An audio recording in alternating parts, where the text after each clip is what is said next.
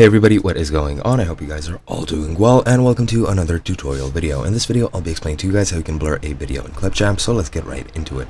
Firstly, of course, what you need to do is you need to import the video you're going to be editing.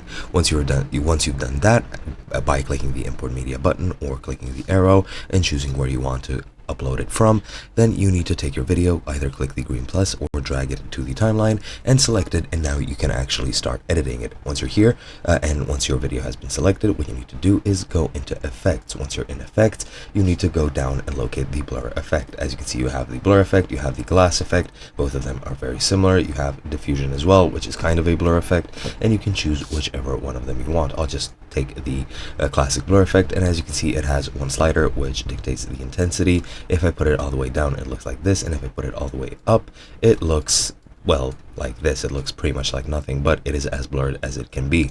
Somewhere the default value is somewhere around here, I'm pretty sure, and yeah, that is pretty much it. So let me just show you another, well, effect just for demonstration's sake. As you can see, for the glass one, you do not have a slider, and this is what it looks like.